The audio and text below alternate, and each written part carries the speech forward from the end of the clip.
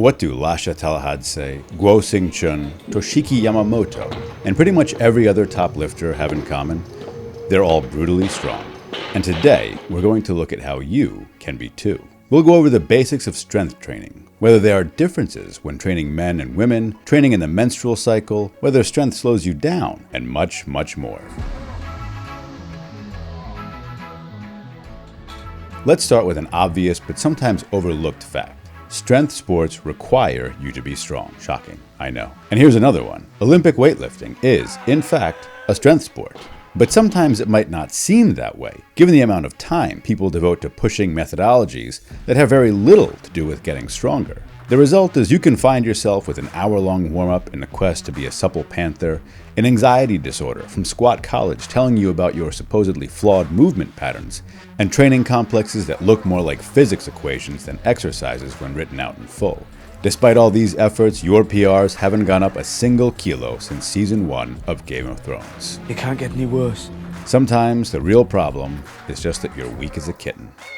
I'm being a bit facetious here, but not much. No one would seriously say that things like stretching, mobility work, and technique have no place in weightlifting, even if plenty of us don't actually put these things into practice with our own training. But let's be honest, often what you really need is just to get stronger.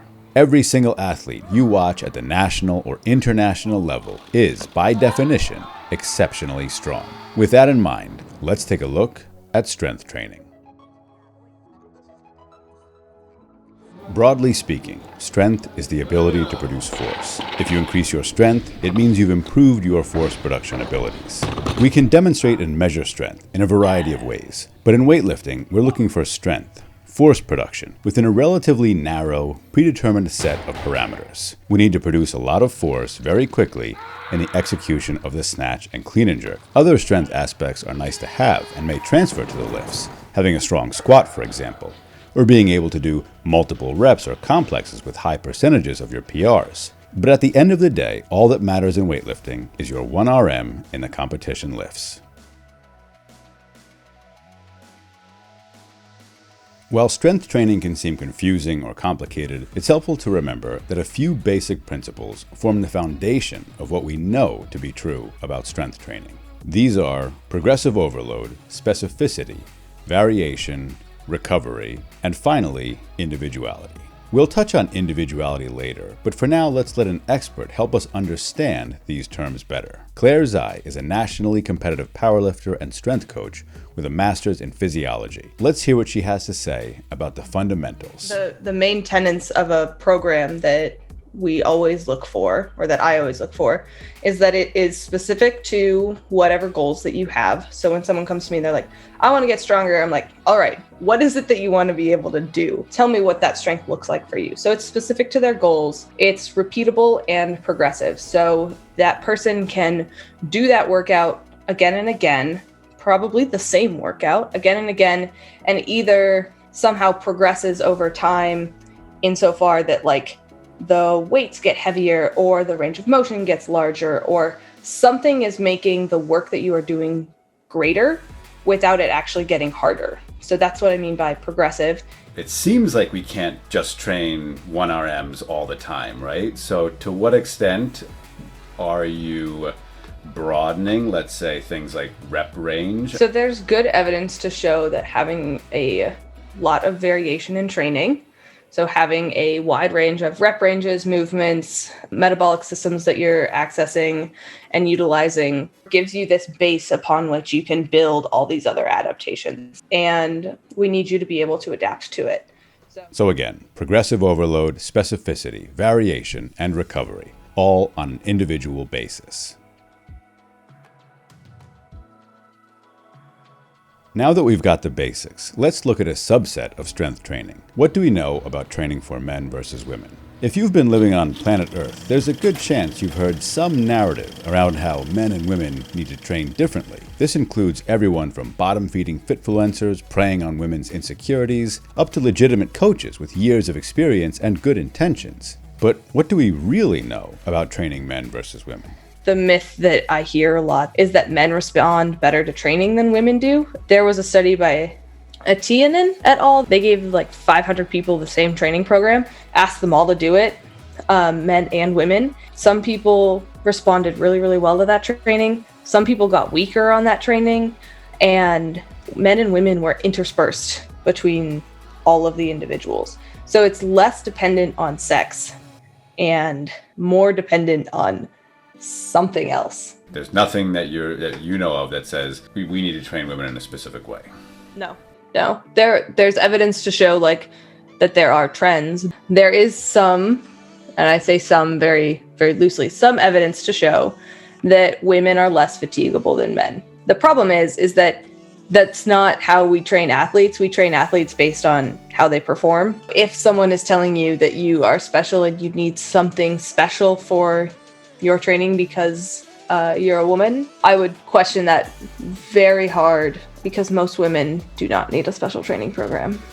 Okay, fine. So maybe people have been overstating, if not outright fabricating, the case for different training programs for men and women. Whatever population level differences are seen tend to pale in comparison to individual differences. Just imagine how silly you'd look as a coach if an athlete like Mary Thiessen Lappin came into your gym and you said she needed to train differently because you heard women lack upper body strength. But what about training and the menstrual cycle? The menstrual cycle is a cycle that happens of our natural hormones that rise and fall over the course of approximately 28 days. The two main hormones that we're looking at are estrogen and progesterone. Progesterone is thought to have a catabolic effect.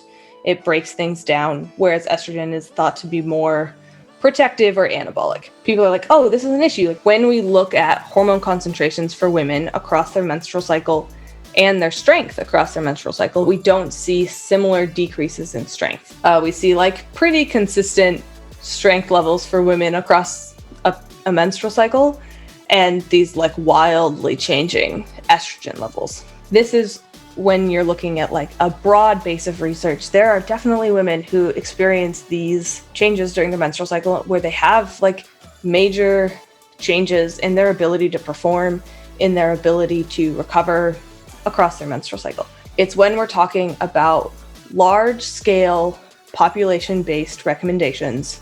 If you are training and you don't notice a difference, don't worry about it. Don't periodize your training based on your menstrual cycle. Autoregulation is probably going to be better. All of the things that are encompassed by autoregulation, the period is also lumped in with that. We only have time to cover the surface of this topic in this video. If you want a more thorough discussion of training in the menstrual cycle, I highly recommend Claire's 4-part series on this very issue.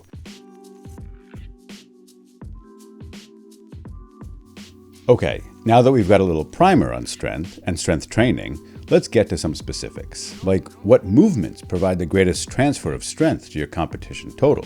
Number 1, snatch and clean and jerk. I'm being a little cheeky, but not really. If you want your competition lifts to go up, then you will almost certainly need to lift heavy weights in the snatch and clean and jerk. This all goes back to that principle of specificity. The transfer from snatch to snatch or clean and jerk to clean and jerk will be 1-to-1. Moving beyond the Olympic lifts to more pure strength-based movements, you need a big squat. While there is a fair amount of individual variability, there is a pretty solid correlation between squatting 1 RM and results in the snatch and clean and jerk. For most people, this probably means doing both back and front squats, even if you're someone who hates doing the latter, like me. Pulling strength is also crucial, so some work from the floor is probably a good idea. If you're used to pulling really high loads off the floor, even if it is just that first pull, the pull to the knee, actually doing it for a period of training is a really good way of enhancing that strength. But I do think there's a huge amount of benefit in that task. If you're doing a pulling variation, we can go above our 1 RM. So we can use heavier loads. There's also some recent evidence that pressing strength correlates with jerk performance. Although like all strength training research, there's limits to how much we can generalize from this, and how strong the results are. Thus, the absolute basics for building strength in Olympic weightlifting should probably include squats, some pulling variations, and presses, either strict or with a leg drive. Having said all this, remember one of the key principles of strength training: individuality. For many people, presses won't help their jerk, for example. If you've found this to be the case, use that knowledge to your benefit and focus your efforts elsewhere. If you're new to the sport and don't yet know what works, consider the joy and frustration you get to experience as you learn what works for you and how your body responds to various training stimuli. What about reps, sets, and weights? Again, that depends, which should be no surprise. But let's look broadly at beginners versus more established lifters. If you're a beginner, you are in the enviable position of being able to do almost any form of strength training and have it work. Seriously, if all you want to do is get stronger, there is nothing wrong with using a basic 5x5 program. That is, 5 sets of 5 at a weight that is challenging but not too hard, and adding weight in small increments every week. This type of linear progression will absolutely work. If you're intermediate or advanced, it's a little trickier, because strength gains won't come as easily. You probably can't just add weight every session. Progressive loading or overloading will mean, among other things, regularly altering variables other than weight. This could be reps, or speed, or sets, for example, instead of or in addition to weight or other aspects. But you should also have a sense of what works for you by this point. I learned pretty early on that I did not respond well to high-volume training. Occasional bouts of it were okay, and it was good for building some work capacity and endurance, but when it came to building strength, I was much more likely to respond to lower training volumes. So, with few exceptions, that's how I structured a fair amount of my training, whatever stage you're at. Keep in mind that weightlifting requires a single effort at a heavy weight. Correspondingly, much of your strength training should be in the range of 1 to 5 reps, and you should be doing a fair amount of work at 80 or 85% and up. If we're thinking in terms of RPE, this probably means working around an 8 with some regularity, and every so often you'll need to be at 9 or 10. Even technical work will benefit from heavier percentages, as there's evidence to suggest that skill development is dependent on load. That is, your technique at heavy weights is best improved by, surprise, surprise, lifting heavy weights. Specificity again. Of course, don't forget that you want a broad base of adaptations to prepare you for competition, so a certain amount of variety in weights and reps can be good. Plenty of excellent training programs utilize periods when reps are in the 8 to 10 range, although very few would do so the day before a competition. As with so many things, it's all about context and timing. Remember again, specificity.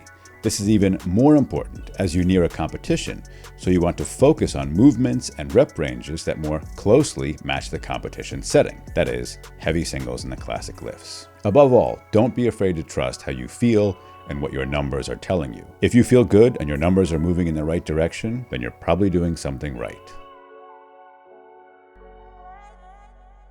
Fears about strength training making you slower are probably overblown, at least for Olympic weightlifters. Remember that we are trying to move quickly with a heavy load. We therefore need to accept a balance of strength and speed. A big strength reserve, which allows you to produce force in a variety of conditions, from static to explosive, is essential. A few simple guidelines, based on evidence from research and practice, can help maintain explosivity. One is to avoid too much fatigue within a set or a training session, for example by using fewer reps or lower volume. As reps and volume increase, bar speeds generally decrease, which is usually what we are trying to avoid. This is part of the logic behind velocity-based training, that is, keeping bar speeds at a certain level, which Coach Spencer Arnold discusses in our warm-up video of Jordan De La Cruz.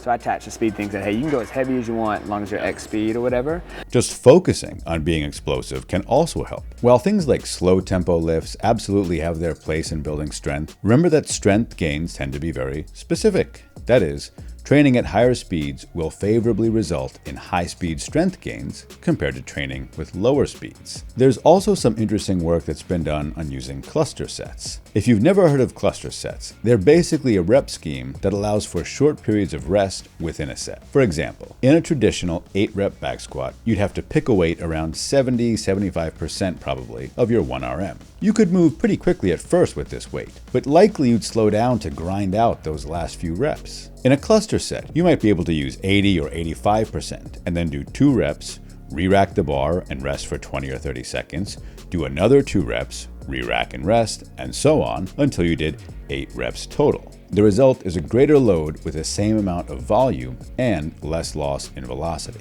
Attempting to move explosively while avoiding fatigue is crucial to maintaining or developing speed while building strength. So cluster sets are worth considering. This is a big topic though, and one I can only touch on here, especially since I've only just begun looking at the research. If you'd like to learn more about cluster sets, let us know in the comments and we'll see about putting together a separate video exploring this topic in more depth and its uses in Olympic weightlifting. As a general reminder, strength training really isn't rocket science, even if there's a sea of content out there telling you otherwise. And while the underlying science of strength training, the how of all this, can be complex and unclear, you don't necessarily need to know that science to follow the basics of an individual approach based on progressive overload, specificity, variability, and recovery. We didn't touch on it too much in this video, but recovery is absolutely essential. You need to eat and sleep and make sure you're doing everything you can to bounce back for that next workout. And you need to make sure you are making it to that next workout. Consistency is absolutely key when it comes to strength training. It really can be that simple. It's best to tune out the noise trying to convince you that something is wrong with you or that you're doing something the wrong way and then selling you something to fix that perceived error. Are you going to sit here and tell Dong Wei her movement patterns are wrong because her knees cave? People who prey on these insecurities are only making strength training seem harder, more opaque, and less accessible than it really is. In short,